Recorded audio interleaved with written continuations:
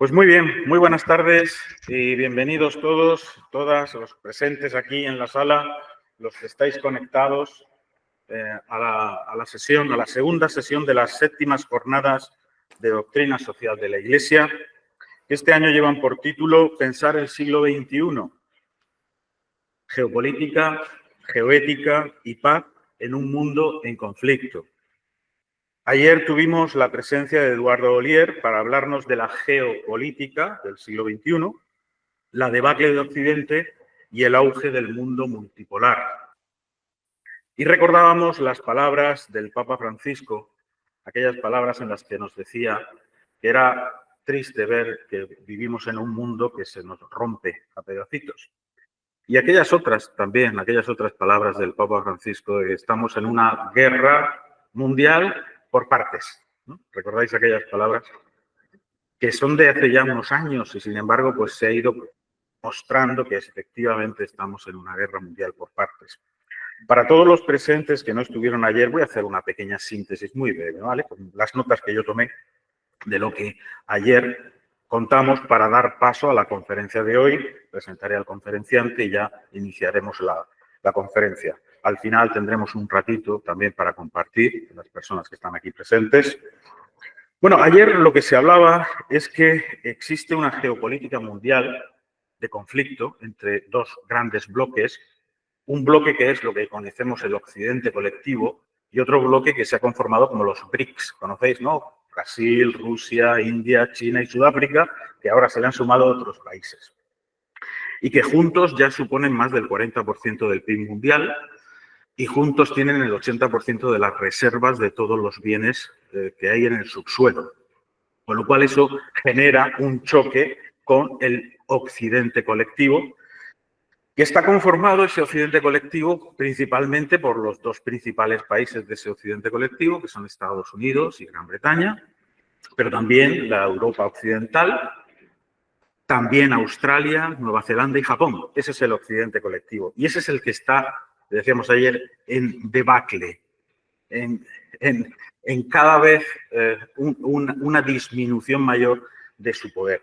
El problema que veíamos es que se ha generado una estructura global de dominio a través de una economía financiera, no una economía real, sino economía financiera, que dominan los grandes fondos de inversión como BlackRock, se nos recordaba ayer, y esos fondos de inversión determinan la estructura, la dimensión económica del planeta y generan esta desigualdad absoluta que vivimos, donde un mundo aparentemente de enormes riquezas, pues hay tanta miseria y tanta destrucción. Estos intereses están especialmente tipificados en el mundo anglosajón, que es el que domina este Occidente colectivo y es el que está en debacle. Y está en debacle porque, por motivos morales, espirituales, pero también por motivos más físicos, más materiales, como puede ser la escasez de recursos que hay en países. Por ejemplo, Europa no tiene casi recursos ya. Todos los recursos están situados fuera de lo que es Occidente. Es una disminución de posibilidades en un mundo en desarrollo. Ayer nos recordaba que China ya es la primera potencia económica, China es la primera potencia tecnológica y en 2030 será la primera potencia mundial, la primera potencia militar. Y esto es lo que provoca el choque. Y en este choque, lo que se ha provocado por parte de ese mundo anglosajón que ha gobernado la globalización es intentar redirigir la globalización, porque a quien ha beneficiado es a China. China es la que ha crecido con la globalización. Y han entrado en un conflicto desde el año 97, llevando la OTAN a las fronteras de Rusia. Y llevando la OTAN a las fronteras de Rusia, pues pasa como pasó con los misiles de Cuba. Si tú pones misiles en Cuba, pues vamos a una guerra nuclear. Si tú me pones los misiles cerca de mi frontera, vamos a una guerra nuclear. Precisamente esta madrugada han vuelto a enviar ATACMS estadounidenses sobre Kursk. No sabemos la respuesta que va a hacer Rusia sobre eso. Ya vimos el otro día el pepinazo que soltó. Vamos a ver esto dónde para, si es que para, porque si iniciamos una escalada podemos llegar a una guerra nuclear estratégica, no solo táctica, sino estratégica. Y eso puede ser bastante problemático. Y aparte de todo esto, hemos llegado a un punto de crisis climática antropogénica absolutamente demencial en la que el clima se ha modificado, no solo que ha cambiado, porque el clima siempre cambia, pero se ha modificado de una manera que ya no es predecible. El problema es que ya no podemos predecirlo, ¿no? Se ha roto la corriente de chorro del Polo Norte y al romperse se descuelgan las famosas danas y provocan estas inundaciones que hemos visto, y provocarán más, provocan por otro lado sequías, provocan desertificación en otro sitio, porque se ha descontrolado el clima. El clima está descontrolado y eso es la crisis climática. Por eso, al final hemos llegado a un punto en el que este mundo productivista que tanto critica el Papa Francisco, productivista y consumista, basado en la tecnología, la tecnocracia, solo producir y consumir, pues ha llegado a romper los límites planetarios. Hay 9 límites planetarios, pues hemos superado 6 límites planetarios. Esta es la geopolítica general en la que vivimos. Este es el mundo que, por desgracia, pues nos toca vivir y el que tenemos que afrontar. Y queremos pensar este mundo. Y para eso, en esta segunda conferencia, queríamos contar con una visión geoética, no solo geopolítica, sino que la ética, y una ética que tiene también raíz cristiana, tenga algo que decir en cuanto a cómo nosotros, el ethos, ¿no? Cómo nos comportamos, cómo vamos a hacer frente a estas realidades. Una geoética para la paz y el medio ambiente, que es la conferencia de hoy, que nos va a dar Francesc Bellaubí, que está en Berlín, es investigador allí, lo paso a presentarlo, es geólogo e ingeniero técnico de minas, cuenta con 27 años de experiencia profesional, prestando asistencia técnica a organizaciones de desarrollo y organismos internacionales, ONGs e instituciones de investigación en distintos países de América, África y Asia-Pacífico, en materia de gobernanza, georrecursos y geología medioambiental. Es doctor en Ciencias Naturales del Instituto de Investigación del Sistema Medioambiental de Osnabrück, en Alemania. Es máster en Estudios Agrarios en Montpellier, antiguo becario de investigación en la Universidad Estatal de los Urales Meridionales, en Rusia, licenciado en Ciencias Religiosas en el ISCREP de Cataluña. Actualmente investiga sobre geoética con especial atención a la geoteología política. Y este es el ámbito que nos interesa bastante, ¿no? Esa geoteología política. Miembro de la Asociación Silene, una asociación sin ánimo de lucro con sede en Cataluña, cuyo objetivo es el estudio, la difusión y la promoción de los valores del patrimonio cultural, espiritual e inmaterial inherentes a la naturaleza, especialmente en relación con la conservación de la naturaleza y los espacios naturales protegidos. Pues bienvenido, Francesc. Esta es tu casa, aunque estés en Berlín ahora en tu casa, pero esta también es tu segunda casa. Quizá en algún momento podríamos hacer por encontrarnos en un punto común para ambos. Si te parece, podríamos iniciar esta charla, conferencia, diálogo, incluso casi también debate. Podríamos ir haciendo como hacían los clásicos, una definición de términos, de qué hablamos, de qué estamos hablando cuando hablamos de geosfera, que es un término que últimamente se ha puesto muy en boga, de geoética, de cambio climático y otros términos que tú consideres oportunos para sentar bien las bases de lo que nos vas a explicar esta tarde. Adelante, Francesc. Bueno, pues muy buenas tardes o noches. Aquí son noches y bien oscuras. Muy buenas tardes a todo el mundo. Muchas gracias por esta invitación y bueno, vamos a intentar desgranar un poco con lo que se dijo ayer, que me pareció muy interesante. Tuve la oportunidad de estar como oyente. No sé qué formato tenéis, cómo se me ve o si no se me ve. Bueno, ya entradas las edades ya tanto da como se le ve a uno. Pero en todo caso, este formato, que bueno, al final ha tenido que ser de este modo porque se complicaba todo el viaje y aunque parece que estamos cerca, en esta globalización no lo estamos tanto. Y quizás este sea un buen momento, un buen punto de entrada. A ver, yo una de las cosas que, primero que todo, voy a apoyarme en una serie de gráficos, en una serie de diapositivas. Algunas de ellas están en inglés porque las utilizo para varias conferencias. Me van a disculpar, no será por pereza, pero por falta de tiempo. Voy a ir utilizándolas para un poco ilustrar lo que voy a estar diciendo, pero así me gustaría un poco que nos quedáramos con esta imagen. Yo les pediría que mientras voy hablando mirasen bien esta diapositiva que tiene como tres partes, como tres gráficos, ¿no? Y qué es lo que nos produce, qué sensación nos produce. Yo siempre digo, bueno, todo lo que voy a hablar hoy está publicado en artículos, no en ningún libro, en artículos, es un poco, por tanto, las sandeces de alguna forma están si alguien dice alguna sandez, al menos está científicamente aprobada, entre comillas, ¿no? Porque, bueno, hay gente que escribe libros y yo, pues, por mis temas de investigación, pues, escribo artículos científicos que están sometidos críticamente a un periodo de a todo un tema de revisión y peer review que Fernando sin duda conoce muy bien. Entonces está todo documentado y lo podrán encontrar en Google si lo desean.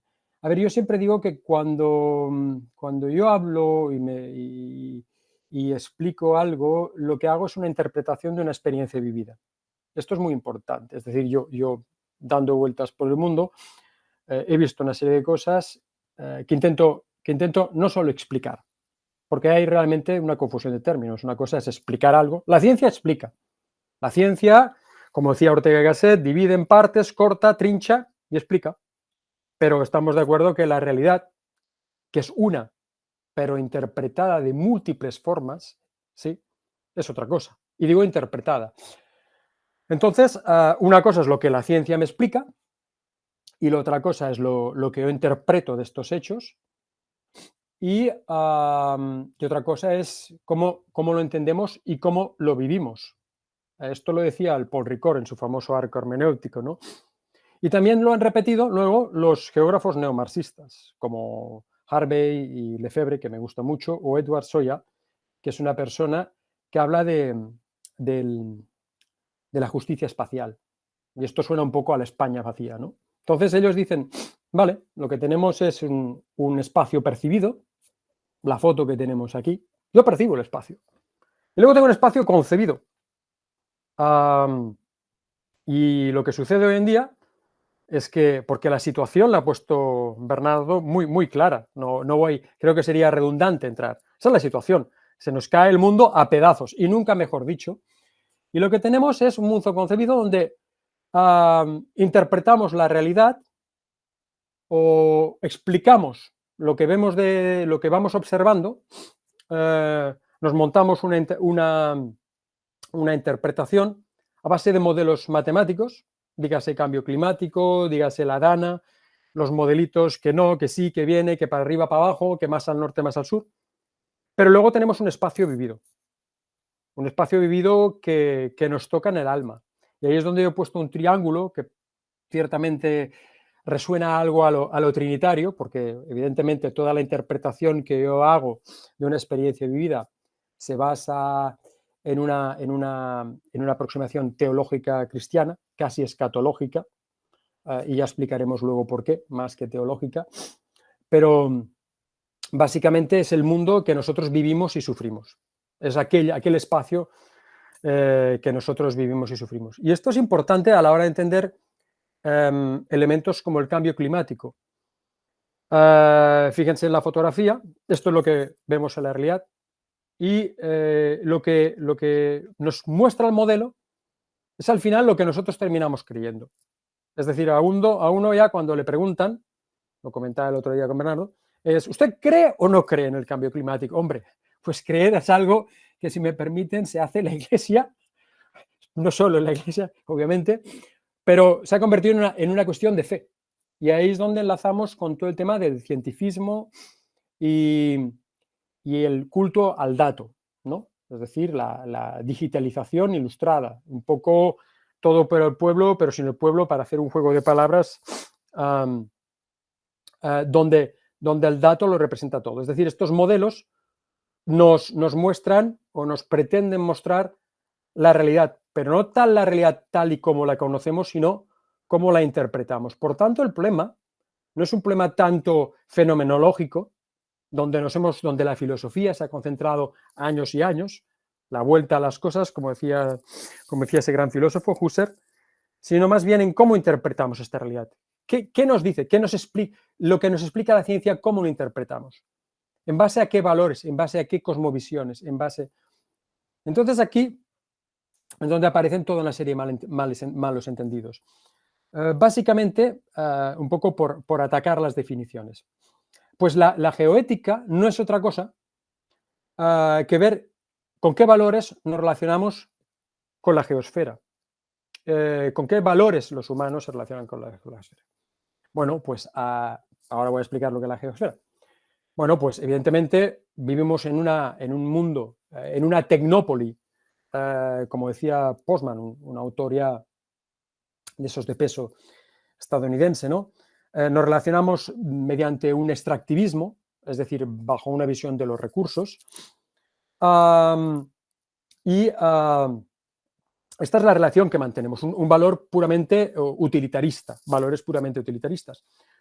Luego hay ecólogos, la Deep Ecology, por ejemplo, del NAES, reivindica, y las posturas más éticas biocentristas reivindicarán unas posiciones mucho más biocéntricas, ¿sí? Es decir, la naturaleza, somos uno más. Pero luego, bueno, hay otras posiciones más desde los personalismos, más desde el ecocentrismo, que intenta buscar un equilibrio, ¿no? Por tanto, ¿con qué valores nos relacionamos con la geosfera? ¿Pero qué es la geosfera? Bueno, esto de la geosfera, muchos pensarán, es un neologismo. Bueno, es algo que los geólogos utilizamos desde que uno empieza, como quien dice, a estudiar la carrera. Y no es como tal un neologismo, aunque nos puede sonar a chino. Básicamente, a principios del siglo XX, hay un gran biogeoquímico ruso, Bernansky, que empieza a acuñar este término de geosfera y dice, bueno, pues la Tierra se divide en esferas envolventes, una más grande que la otra, y la geosfera es a partir, es ese, podríamos decir, ese núcleo central a partir de la cual se desarrollará la biosfera y a partir de la cual se desarrollarán, podríamos decir, todas las relaciones que los humanos realizaremos con la biosfera y la geosfera, esa tecnosfera le llamará, pero él llamará de otra forma, le llamará noosfera. Lo que él quisiera decir es, o lo que él quiere significar es la energía de la cultura humana, es decir, cómo nos relacionamos con esa geosfera. La geosfera es importante porque sostiene todo nuestro modelo desarrollista y extractivista, de consumo tenaz y casi ciego. La geosfera no solo podríamos decir, alberga todos los recursos minerales, todas las tierras raras, todo el litio, porque se pelean. Hace unos años no había litio, ahora parece ser que hay litio por todas partes, ¿no? Sino que también es el espacio que nos soporta. Y por tanto es aquello que permite el desarrollo de la materia viva. No de la vida, pero de la materia viva.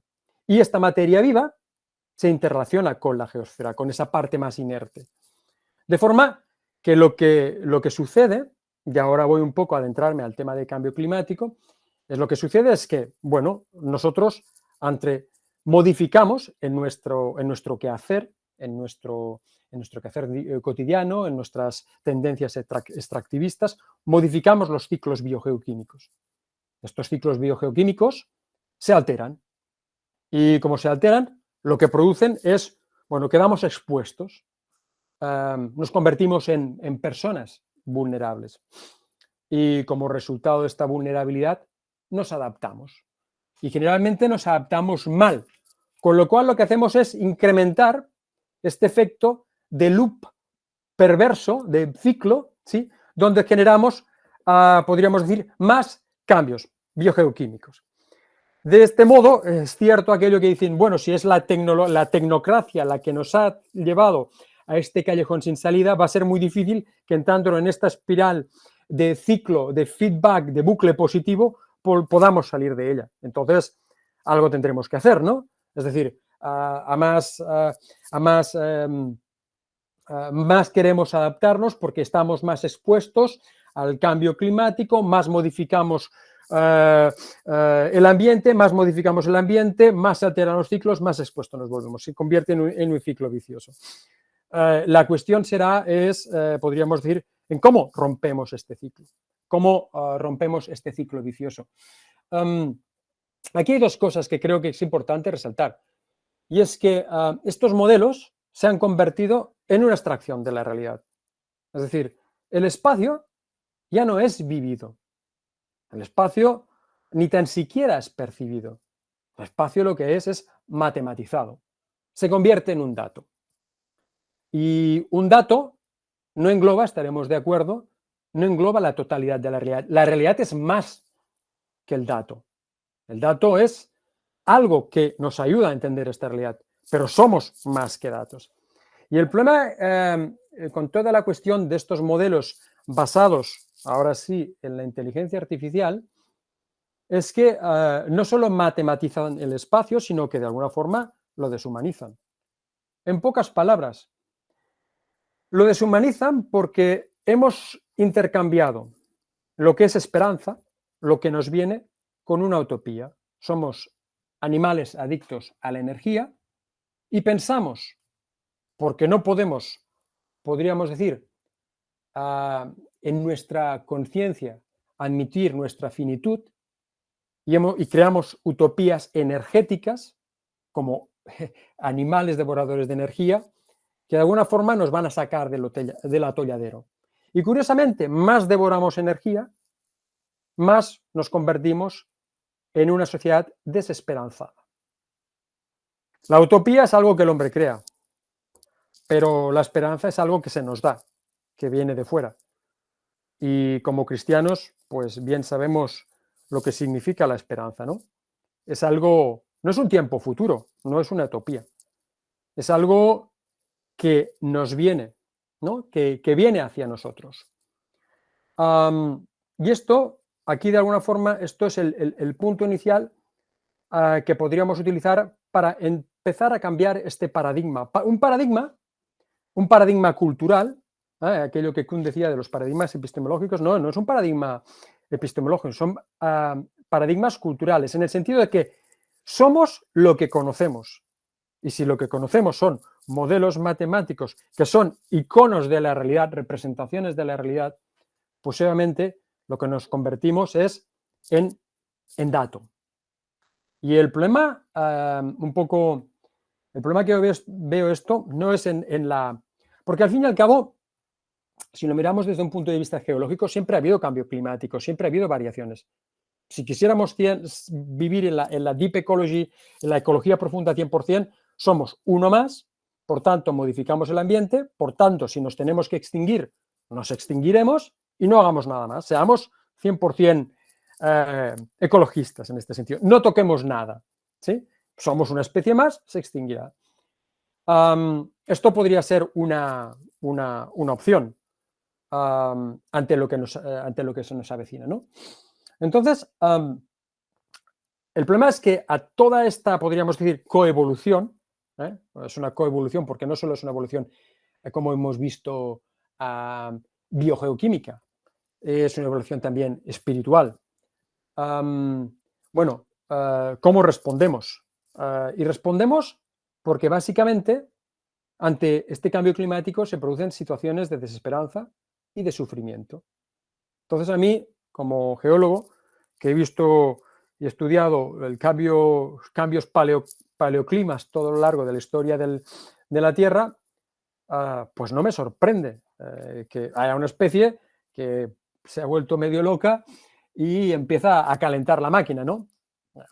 Ya veremos si se calienta, porque estamos a los bordes de una guerra termonuclear. Ya veremos si al final se calienta o se enfría. Pero en todo caso, las posibilidades de la sexta extinción están ahí enfrente nuestro, ¿no? Lo cual nos plantea una serie de dudas, como hemos dicho, la capacidad la incapacidad de aceptar esta finitud como seres humanos, de aceptar que hay algo más grande ahí afuera y sobre todo hemos perdido esta capacidad de en estos espacios vividos, podríamos decir, ser solidarios y ser misericordiosos con el otro, con el que tenemos al frente. Y por eso decía, enlazando, que no me importa mucho el cambio climático, lo que me importa es el sufrimiento asociado a este cambio climático y que lo vemos cada día. Yo creo que esto sienta un poco las bases de lo que podría empezar a ser el debate.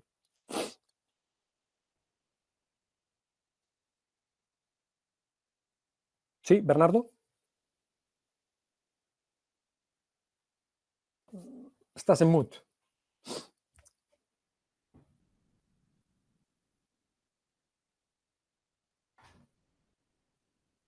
Perdón, no me he dado cuenta que lo he cerrado. Te decía que una vez puesta esta situación, quizá podríamos ver las claves claras, aparte de los datos, ¿no?, que hemos convertido en datos, las claves claras para situarnos en este mundo en el que vivimos y esa problemática, la problemática en la que estamos, ¿no? ¿Cuáles son los problemas acuciantes que nos presenta esta situación? Quizá por ahí podríamos manifestar. Sí, efectivamente, como estaba comentando, es decir, básicamente el gran problema es esta matematización del espacio. Nos hemos convertido, hay una deshumanización del hombre y hay una pérdida del vínculo con la naturaleza, con algo que es más grande que nuestro. Esta voluntad de querer asumir situaciones utópicas por nuestros propios medios y la incapacidad de reconocer que hay algo más trascendente y que la esperanza, de alguna forma, como oponiéndose o de alguna forma confrontándose a la utopía, es algo que siempre viene de fuera. Aquí hay varias claves que se han apuntado, ¿no? Y es decir, básicamente, bueno, si el problema radica básicamente en esta matematización a partir de cómo utilizamos, de cómo nos adaptamos, cómo utilizamos la tecnología, cómo utilizamos estos instrumentos tecnocráticos, o sea, no solo el instrumento, pero las leyes, las gobernanzas, las reglas del juego. En ese sentido, me refiero a un término de artefactos tecnocráticos, no solo al artefacto manipulable, sino a toda la amplitud de elementos de gobernanza que hay, ¿no? Entonces, básicamente, ¿cuál es la solución? Y un poco pasa por rescatar cuáles son estos valores con los que la relacionamos con esta geosfera. Pero que Humboldt la llamará naturaleza, ¿vale? Y Lovelock la llamará Gaia. Estamos hablando de lo mismo. Simplemente que me parece importante porque geosfera como término científico luego será utilizado bíblicamente. Este espacio, la Biblia obviamente no habla de geosfera, pero sí habla de tierra. Y nosotros en castellano nos diferenciamos en lo que es la tierra de la tierra. Y solo en inglés tiene esta. ¿Qué me refiero por la tierra? La tierra es de earth, ¿vale? Un espacio que ocupamos. Y la tierra, de land, es un espacio vivido. Hemos hablado de los espacios vividos, nos acordamos. Entonces, ahí es muy importante porque tenemos que recuperar ese vínculo en comunidad, en comunión con la tierra que para Israel es el símbolo de la alianza, ¿no? Es decir, este vínculo que nos vincula a la tierra, pero sin darle tintes, podríamos decir, espirituales o religiosos, estaremos de acuerdo que nosotros no ocupamos un espacio. Lo ocupamos, pero si miramos a nuestros ancestros y a nuestros abuelos y a la gente que nos precedió, habitábamos un espacio. Y hay una diferencia muy grande. Es decir, cuando hay esta matematización del espacio, básicamente se busca espacios ocupados. ¿Cómo se ocupa el espacio? ¿Cómo distribuimos el espacio? ¿Cómo lo adjudicamos en determinados usos del suelo? Aquí ustedes ya se podrán imaginar catástrofes que han sucedido recientemente en España, ¿no? ¿Cómo utilizamos el suelo? Simplemente lo ocupamos y hemos perdido este vínculo con la geosfera. Hemos perdido este significado, porque el dato no puede retener este significado. El significado, la realidad, lo vivido, es mucho más que lo que nos proporciona este dato. Entonces, la cuestión es cómo podemos utilizar estos modelos, estos instrumentos tecnocráticos, estos artefactos tecnocráticos, de alguna forma que nos vinculan otra vez a este aspecto de land, la tierra, el espacio con un significado. ¿Sí? Que si nosotros podremos básicamente, las generaciones, no sé, los jóvenes, no sé cuánta gente menos universitaria hay escuchando, pero todos seguramente, la gente con cierta edad, podremos vincularnos a ciertos espacios entrañables en nuestra infancia. El primer sitio donde fui a pescar, mi primera fiesta universitaria en ese sitio tan entrañable. O sea, hay una somos bounded, como dicen en inglés. Estamos vinculados al espacio. Estamos encarnados en el espacio y el espacio se encarna en nosotros. Las cosas, como dirá un teólogo español, Antonio González, surgen en nosotros. La geosfera surge en nosotros. Y el otro, como vinculado, el otro, el prójimo, surge en nosotros. Hay cierta personalización, el personarse de las cosas. Esto que viene un poco de la filosofía de Zubiri y demás, ¿no? Entonces, las cosas se encarnan en nosotros, las cosas surgen en nosotros. Pero para que estas cosas surjan, de alguna forma, es decir, para que el prójimo, para que nos demos cuenta, para tomar conciencia del prójimo, un prójimo que está ahí, ¿sí? Nosotros tenemos que hacer algo. Algo tendremos que hacer con estos modelos que nos permiten, ¿sí?, que estos iconos de la realidad, que estas imágenes de la realidad nos permiten abrirnos a algo más, a una trascendencia que se hace presente en nosotros. Entonces, ahí hay dos términos muy interesantes, un poco retomando todo lo que es la filosofía, el cosmismo y la ortodoxia eslavófila y rusos, donde yo he desarrollado y he vivido parte de mi vida. Hay un concepto que estaba mencionando antes, que es este concepto de noosfera, ¿vale? Bernansky, que he mencionado antes, entendía nuestra relación con la geosfera como una noosfera, la energía de la cultura humana. Es decir, nos relacionamos y este cambiar la naturaleza, cambiar la geosfera, es fuente de cultura. Naturaleza y hombre forman esta cultura. Y esto lo hacemos a partir de estos instrumentos tecnológicos. Como hemos visto este ciclo, ¿no? Nos adaptamos, nos volvemos más expuestos y esto es la noosfera. Pero lo que luego, este concepto de noosfera, de alguna forma, será un poco desarrollado por otro filósofo contemporáneo a Bernansky, filósofo y matemático, un polimath ruso, el Pavel Florensky, y básicamente ambos eran amigos, ambos son de los llamados cosmistas rusos, filósofos, científicos, y básicamente lo que Florensky viene a decir es, pero estos instrumentos, básicamente lo que hay que hacer es convertir esta energía de la cultura humana, ¿sí?, en culto, como base de la cultura. Y por tanto hay que transformarlos, hay que espiritualizarlos, la espiritualización de la materia. Hay que, de alguna forma, convertir estos valores que están reflejados en el uso de instrumentos tecnocráticos con los que relacionamos con la geosfera, hay que convertirlos. Hay que convertirlos, y él dirá, hay que sacralizarlos, hay que, de alguna forma, por sacralizar, que reflejen esta conexión más profunda con lo trascendente, con lo divino, con aquello, de alguna forma, que es más grande que nosotros, la aceptación de este más grande que nosotros, externo. Y él habla, como esta noosfera, que es la energía de la cultura humana, se convierte en culto, le llamará la neumatosfera. Entonces, la cuestión es cómo esta noosfera, que ya nos remite a valores subyacentes en el uso y el diseño de instrumentos tecnocráticos, como son los modelos, ¿sí?, y que de alguna forma intentan recuperar estos valores de identidad, yendo más allá de los valores intrínsecos y más allá de los valores utilitaristas, nos vinculan ya con valores de identidad. La neumatosfera lo que hace básicamente es ir un paso más lejos y ver cómo podemos, de alguna forma, sacralizar estos instrumentos tecnocráticos y darles un valor sacramental, algo que de alguna forma nos trasciende y llega más allá. ¿Cómo lo podemos hacer esto? Pues básicamente, como estaba diciendo, es corrigiendo estos modelos. De alguna forma es cómo utilizamos estos modelos que nos representan esta realidad o que intentan representar esta realidad percibida.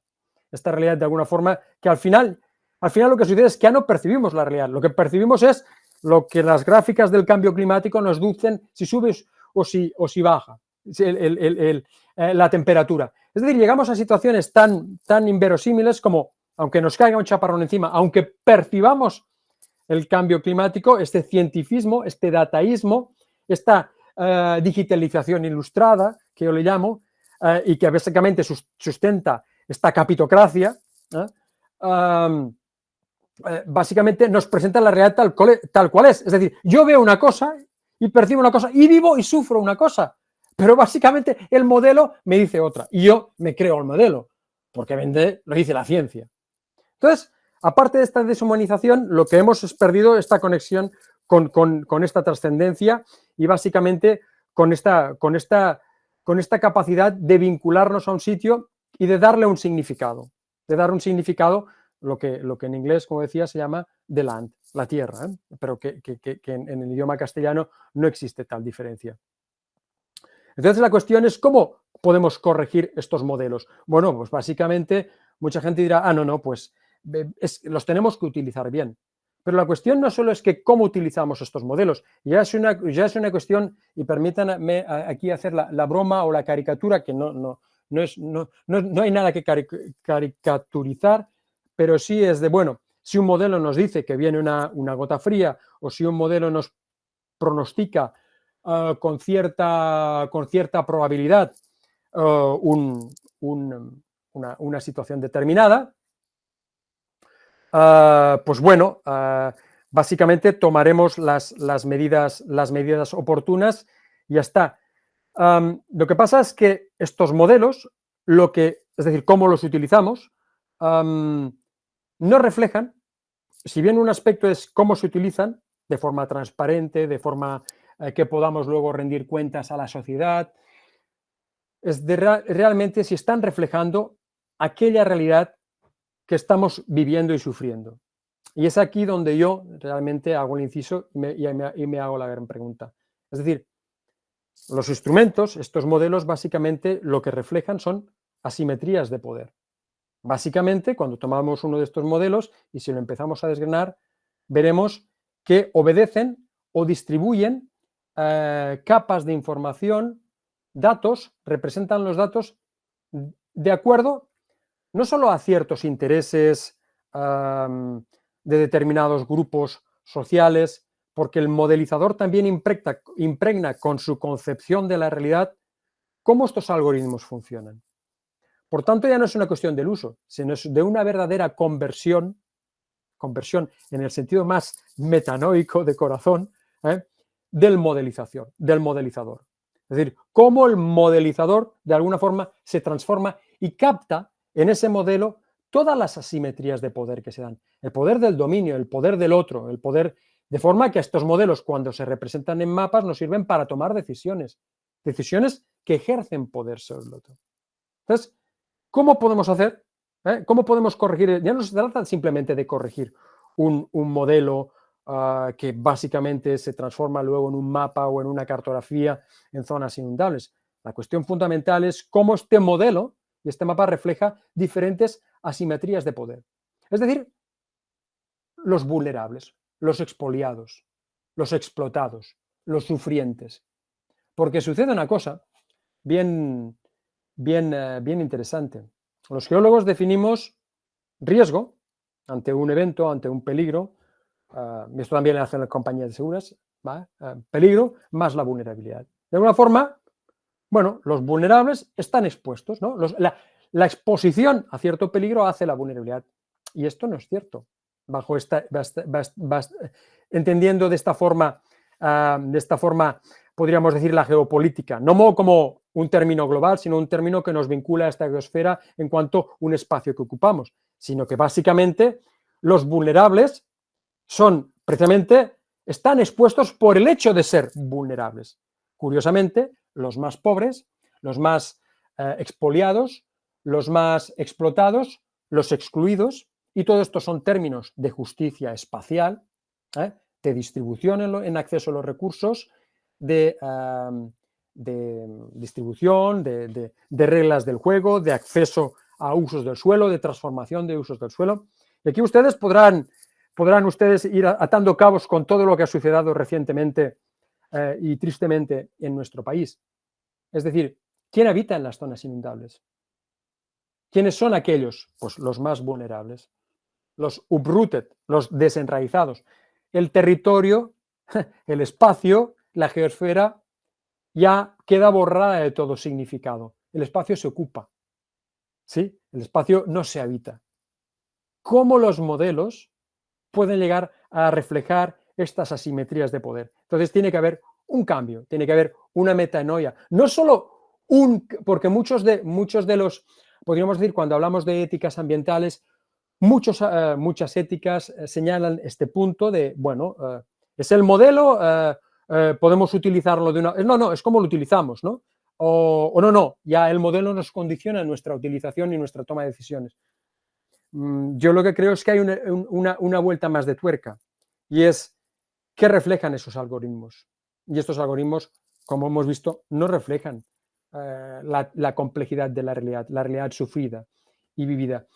La realidad sufrida y vivida no son unos unos y unos ceros, unos pulsos electrónicos, como el lenguaje máquina más básico en los ordenadores. No, porque la suma de unos, si quisiéramos reducir la realidad a la suma de unos nos hace más felices, pues bueno, y cuando tenemos un cero no, entonces la felicidad sería la suma de unos. Pero bueno, por acordarnos un poco de aquello que dice Tolstoy en Ana Karenina, de que todas las familias felices parecen lo mismo y todas las infelices son diferentes, es obvio que no toda la suma de unos nos hará más felices. Basta un uno para que queramos ser felices.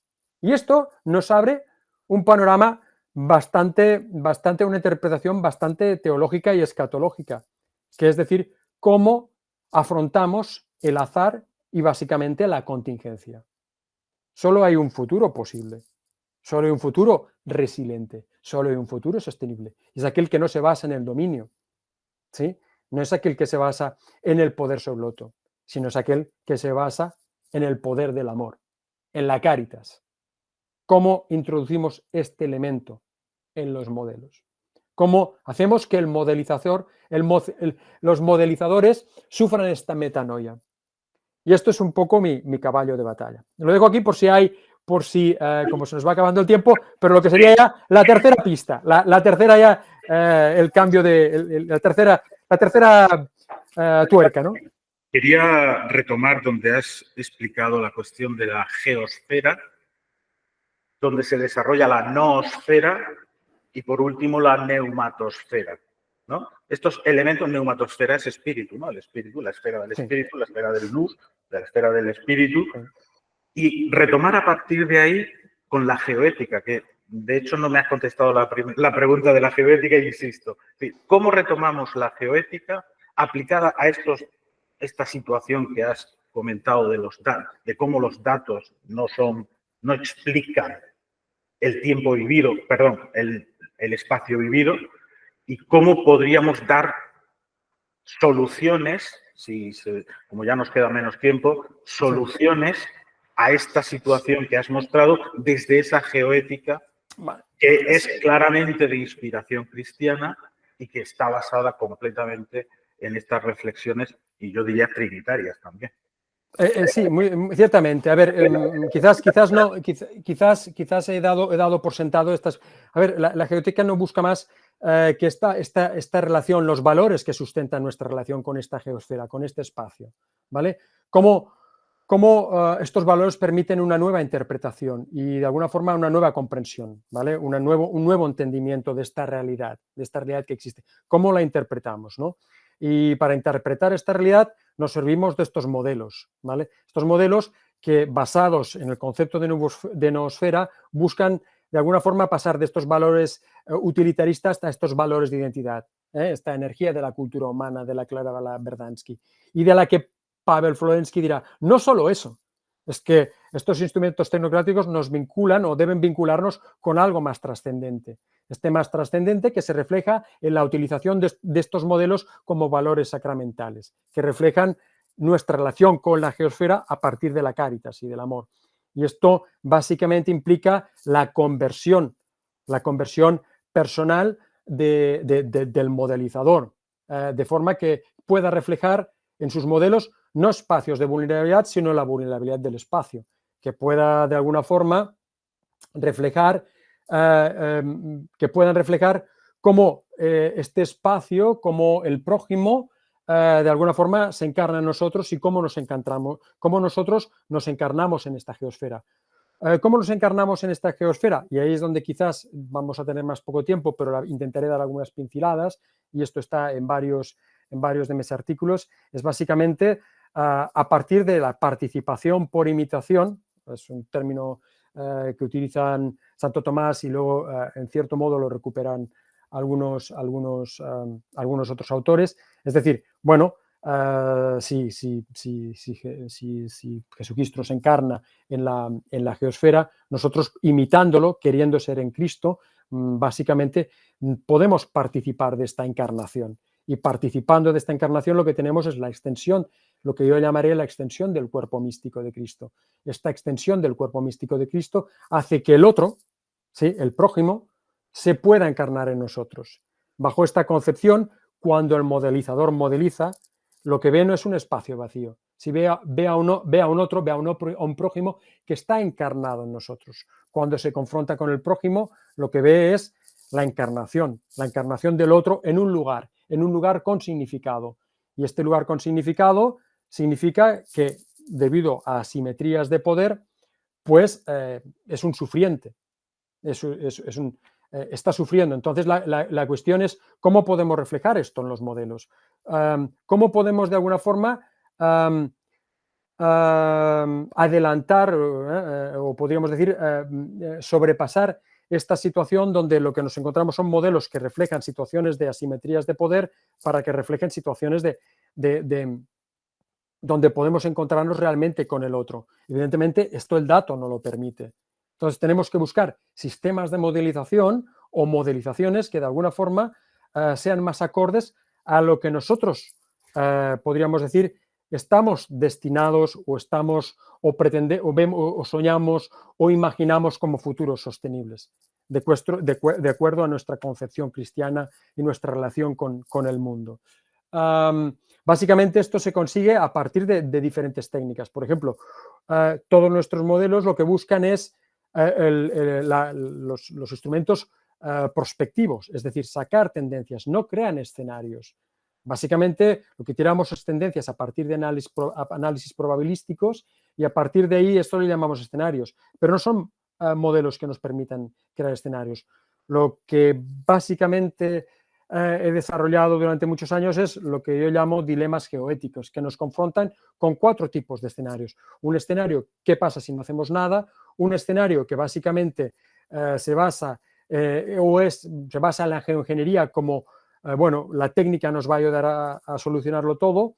Un escenario que de alguna forma lo que busca es la conservación total, y ahí podemos situarnos en una deep ecology y en grupos ecologistas radicales. Y un escenario que lo que busca es precisamente la reconstrucción de sentido de comunidad, porque la comunidad es lo que refleja esta unión íntima con este espacio, que es capaz de proveerle de significado.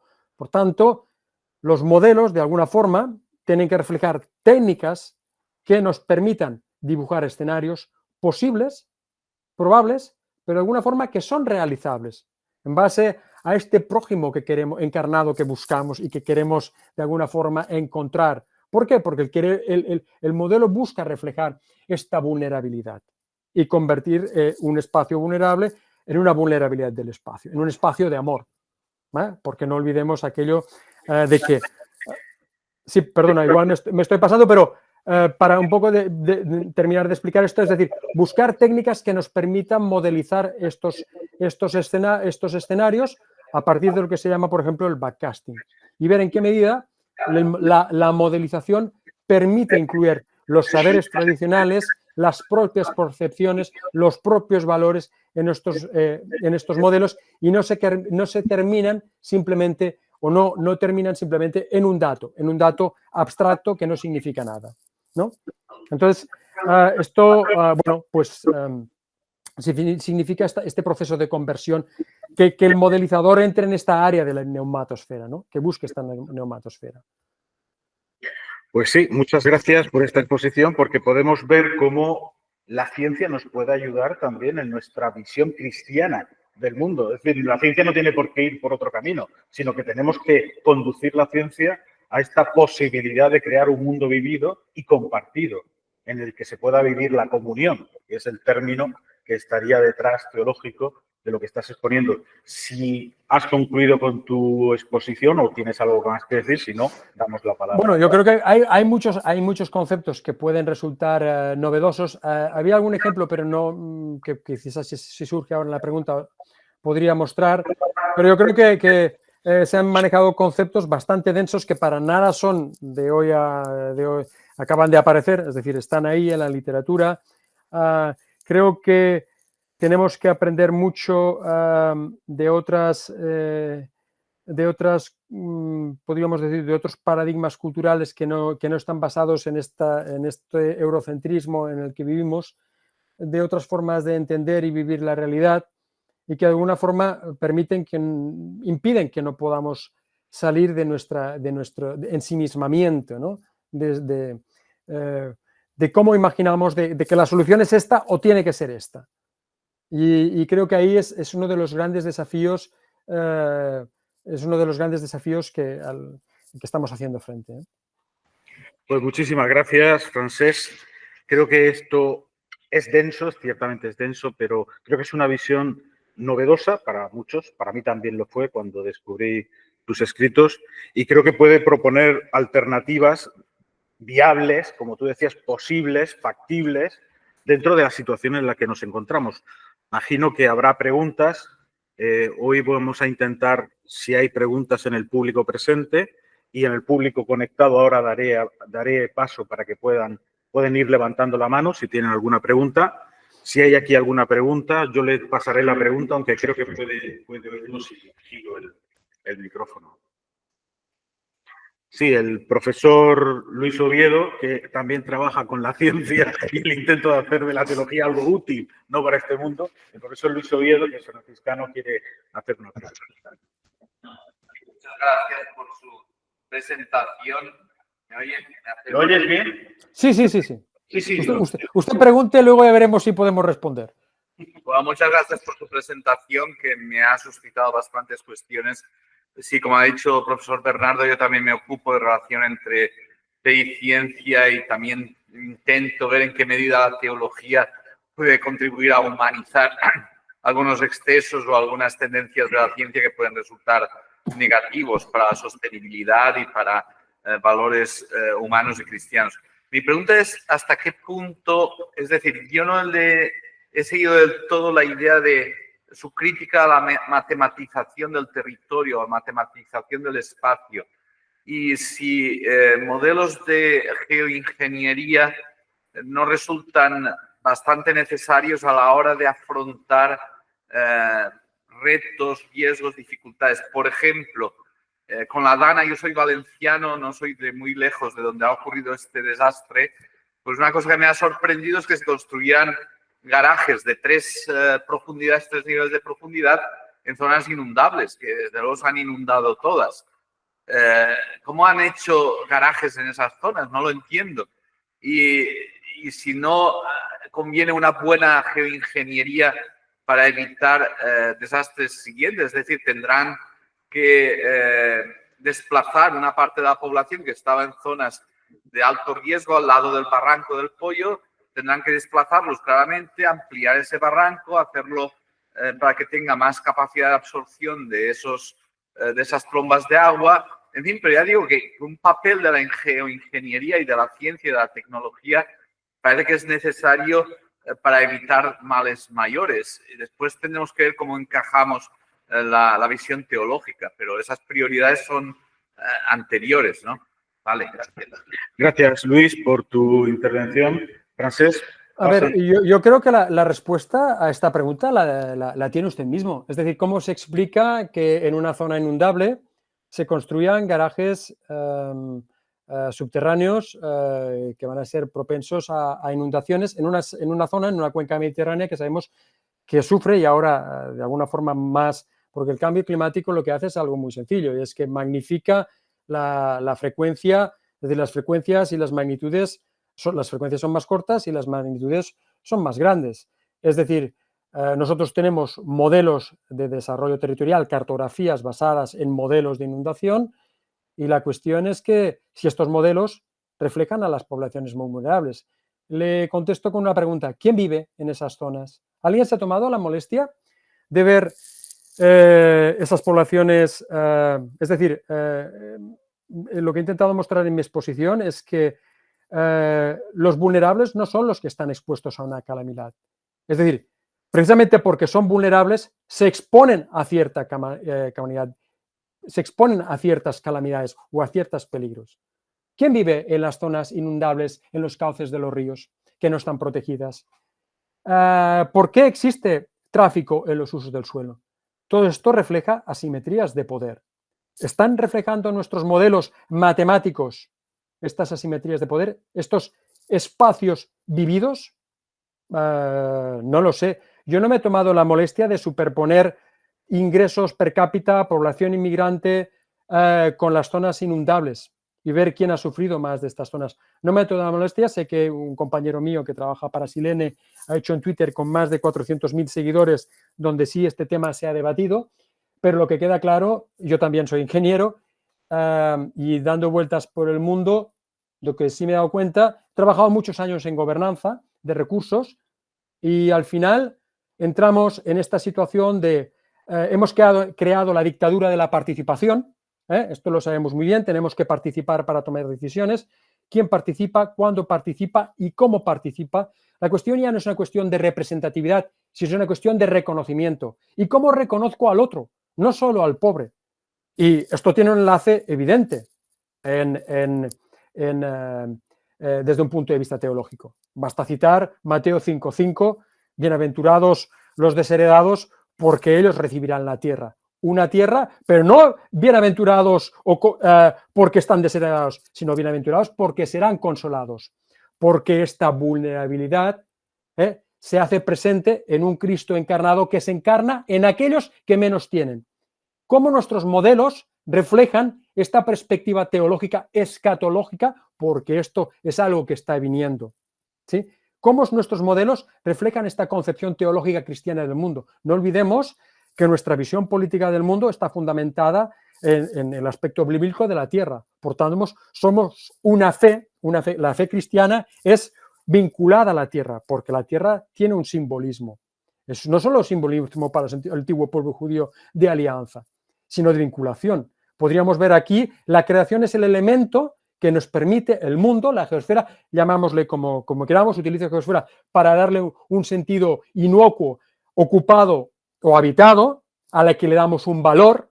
La tierra se le da un valor, no porque solo tenga ella por sí misma un valor, sino porque nosotros somos la voz de la tierra, ¿sí? Nosotros somos la posibilidad de que esta tierra abre a partir de nosotros. De alguna forma, yo no solo me conformo con esta visión de stewardship o de... Somos sacerdotes de la creación. La creación es, en definitiva, aquello que une al amante con el amado.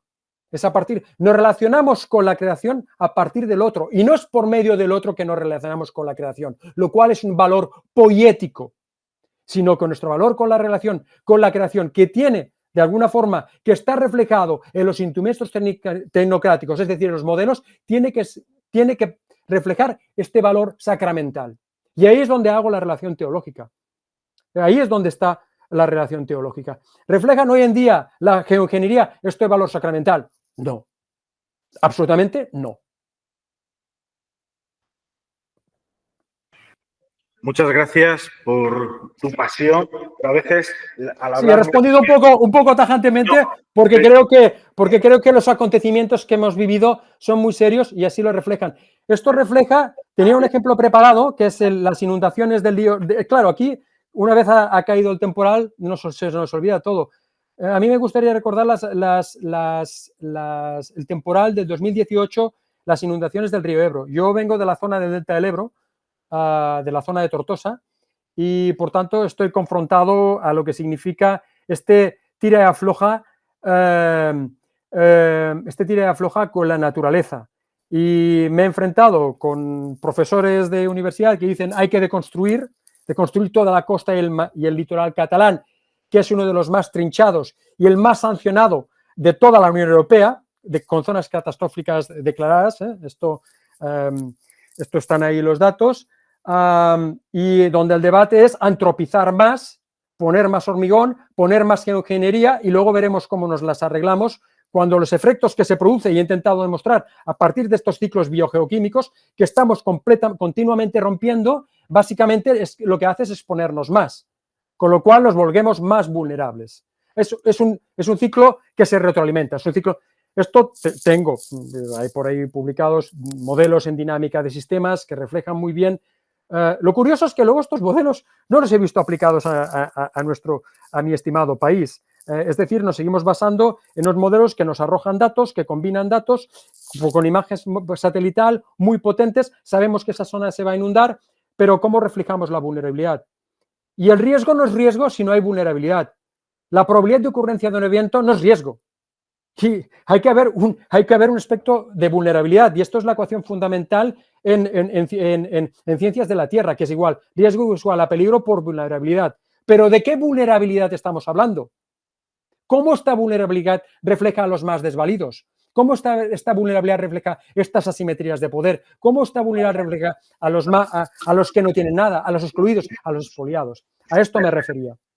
¿Sí? Entonces, algo habrá que hacer con nuestros modelos, digo yo, porque está claro que son modelos muy potentes, pero a la hora de reflejar lo que realmente es la realidad, a mí me da como que no funcionan. No, si lo que te decía es que al hablar tan rápido a veces se pisa aquí en el sonido. No, vale, te lo decía por lo de la pasión, que me parece fantástico. Pues vale. No sé si hay alguna cuestión más que plantear por aquí. Es decir, básicamente lo que yo he intentado reflejar en esta breve charla es que el problema no es desde estos modelos que intentan reflejar intentan explicar la realidad, es un problema de interpretación, no es un problema fenomenológico, lo que llamo el problema fenomenológico y hermenéutico. Es decir, simplemente, ¿qué interpretación le damos a lo que está sucediendo y cómo lo que está sucediendo viene reflejando en nuestros modelos? ¿Cómo se reflejan cómo los pobres, si queremos decir, aparecen en estos modelos? O sea, por ejemplo, les pongo un ejemplo. Haciendo yo modelos en los slums de Nairobi, ¿sí? Donde sobre modelos de distribución de acceso a agua, yo me encontraba como que el regulador, el ministerio, me estaba diciendo es que todo el mundo tiene acceso, 90%, pero cuando yo me voy a los slums veo que este número, ¿sí? Con estos modelos enmascara bolsas de pobreza o de gentrificación. ¿Cómo se reflejan estas distribuciones? ¿Y a qué se deben? ¿Y por qué están ahí? Es decir, ¿por qué? Es una cuestión de justicia espacial. ¿Por qué los pobres siempre están en el hueco? A eso es lo que me refiero. Y porque siempre acaban siendo los que más sufren. ¿Y cómo convertimos estos pobres en signos de esperanza cristiana? Bueno, Francesc, pues ha quedado clarísimo, porque nos has dejado muy claro la responsabilidad que tenemos en este mundo que tenemos que vivir. Hemos cubierto ya el tiempo que teníamos para la conferencia. Agradezco muchísimo la asistencia a todos los que habéis estado aquí presentes, los que estáis conectados, y os convoco para mañana, que tendremos una mesa redonda aquí mismo a las 7 de la tarde, y por supuesto despedimos a Francesc con un aplauso por la maravillosa exposición. Muchas gracias. Ha sido un placer, ha sido un placer. El placer ha sido nuestro, Francesc. Bueno, te despedimos. Hasta luego. Pues hasta la próxima. A todos. Un abrazo a todos. Un abrazo.